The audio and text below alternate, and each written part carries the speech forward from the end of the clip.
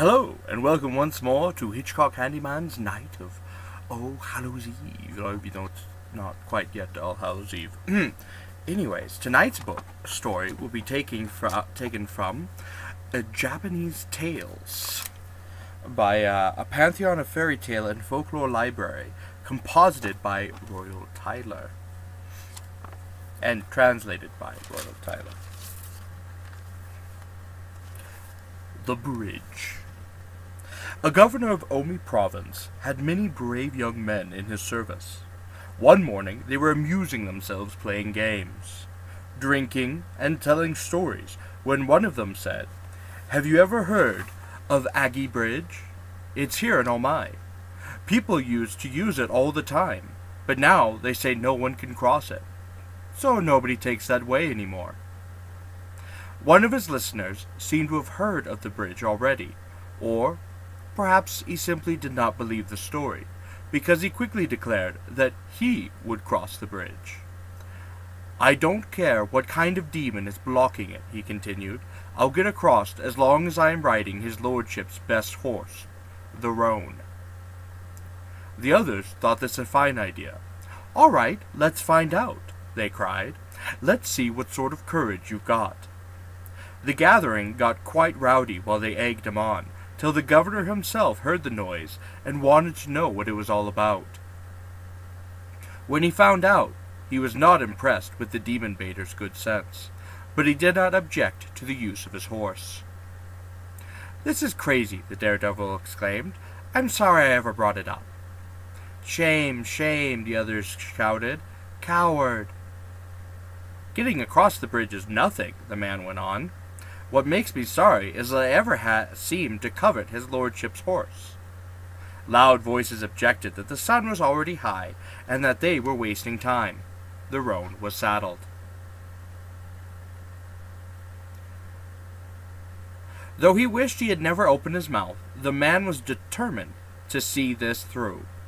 He smeared the horse's hindquarters very liberally with grease, cinched the saddle on tight, and tightened his clothing. Then, slipping his wrist through the loop on the whip handle so that he could not drop it, and rode off. By the time he reached the bridge, his heart was pounding, and he was frightened half to death. But there was no turning back. The sun was sinking toward the mountains, and the deserted landscape looked indefinably bleak. Wisps of smoke rose from the houses of a distant village. He gritted his teeth and pressed on. Halfway across the bridge, a woman was leaning against the railing, though from further off she had not seemed to be there. This, no doubt, was the demon. He looked her over with deep misgivings.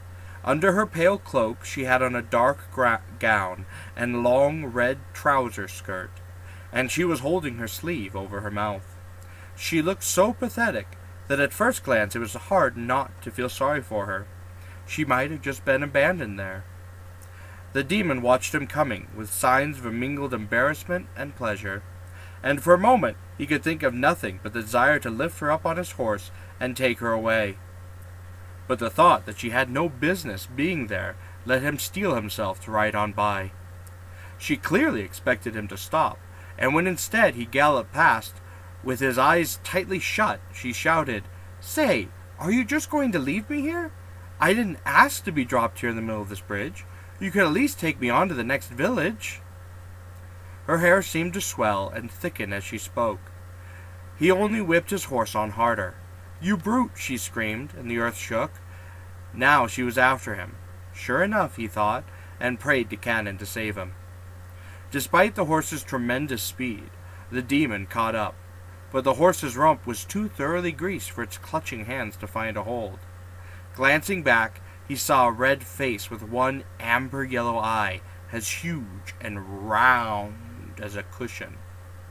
The thing was greenish and 9 feet tall, with 3 fingers on each hand, with 5-inch knife-like nails, and the hair was like a snarl of weeds.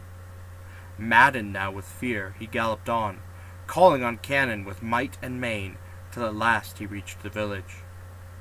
"All right, I'll get you next time," said the demon, and suddenly vanished. Panting and exhausted, the man dragged himself back as fast as he could to his lord's mansion, and arrived at twilight. He was too weak to answer the barrage of questions that greeted him. All the household could do was try to bring him around. But when the governor, who had been concerned all along, finally asked him to tell his story, he did so. The governor scolded him for having risked his life over a trifling wager, then gave him the horse.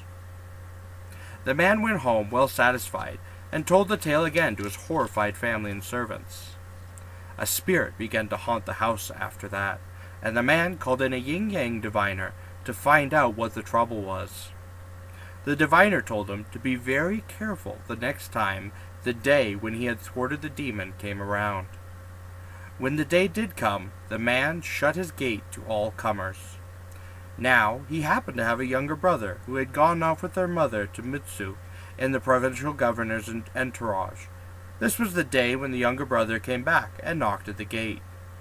His older brother refused to talk with him except through a servant, and the only reply he got was, "I am in strict seclusion. I'll see you tomorrow. Try somewhere else in the meantime." "What do you mean?" the younger brother protested. "The sun is already set. I can go somewhere else, I suppose, since I'm alone, but what am I going to do with my baggage? I only just came at all, and today was the only day I could find. Our mother has passed away, you see, and I wanted to tell you myself."